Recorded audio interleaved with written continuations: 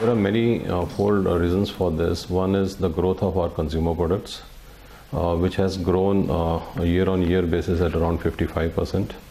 The second reason is the growth of our glass packaging business, and that has grown at around 30% year-on-year. And also, if you remember, the company has started various initiatives like security caps and closures, which the growth of that business is also coming in.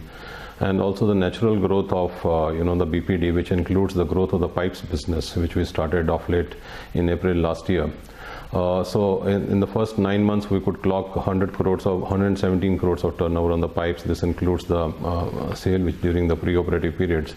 But now the run rate of pipes itself is running at around 15-16 crores per month.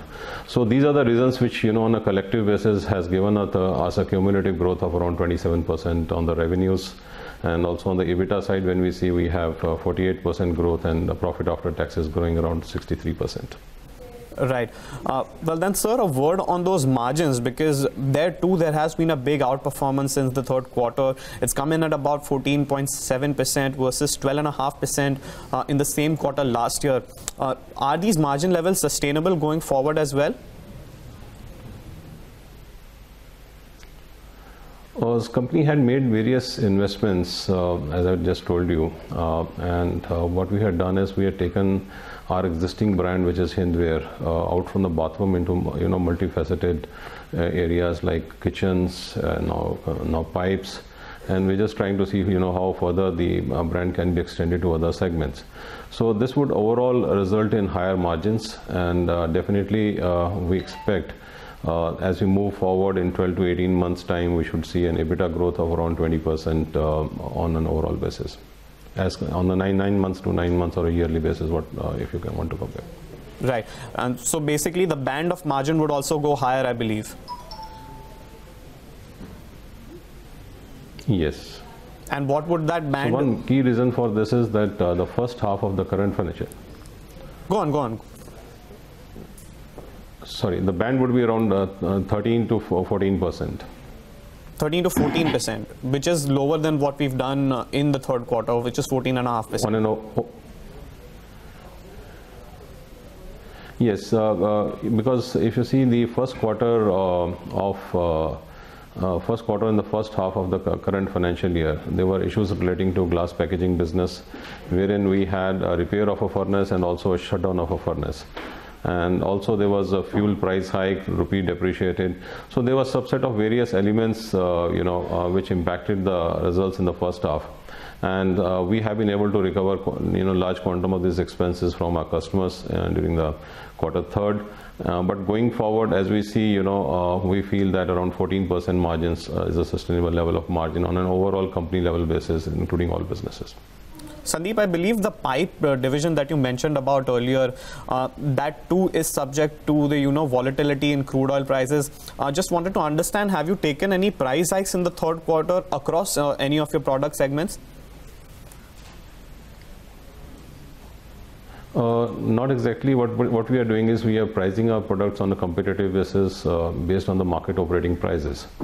And if you see the mix, we have 40-45% mix of CPVC, wherein the immediate price impact doesn't happen. CPVC, we source from Sekisui of Japan, which is one of the 4 large manufacturers of this CPVC product. So on a UPVC side and a PVC side, I understand there can be some fluctuations going forward, but CPVC business is pretty stable. But we haven't taken any price hike because input price also largely remains stable in quarter 2 and quarter 3. Well, okay then. So can you help us understand what is the percentage contribution of the exports business to the overall business, and has there been any negative impact on account of the rupee depreciation? We export largely from a glass unit, and which is not substantial. So around, if you see on an overall basis of a company, we just export 8 to 9%. So we are more reliant on the domestic market industry. But of late, with the rupee depreciation, we are getting, the pricing is looking very, very attractive on some of the export segments on the glass side, and we are exploring right now all those opportunities. So, sir, just to get an understanding, what is the kind of benefit that you accrue on your margins when there is say a 5% depreciation in the rupee? What would be the equivalent benefit on the margins?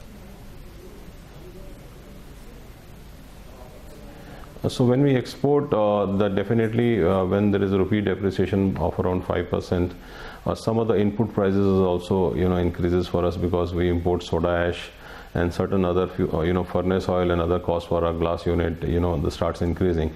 So on a net basis, I can say around 2% is a net margin with a 5% rupee depreciation which we stand to gain. So then coming to your packaging business, that reported an EBIT positive number in the third quarter. Do you expect to maintain this run rate going forward as well? Yes, as I've already told, Q1 and Q2 of our packaging business was not that normal, and it had impact on number of factors. Now many of those factors are now solved and are not tilted in our favor. We see good demand growth also coming from the glass business, and we have taken few price hikes, and these price hikes are there would we'll be able to sustain them over medium to long term range. So we feel that the overall margins what we have declared in Q3 relating to our packaging business, they are sustainable, and in fact they are expected to little bit grow with the growth of our security caps and closure business, which we started last year.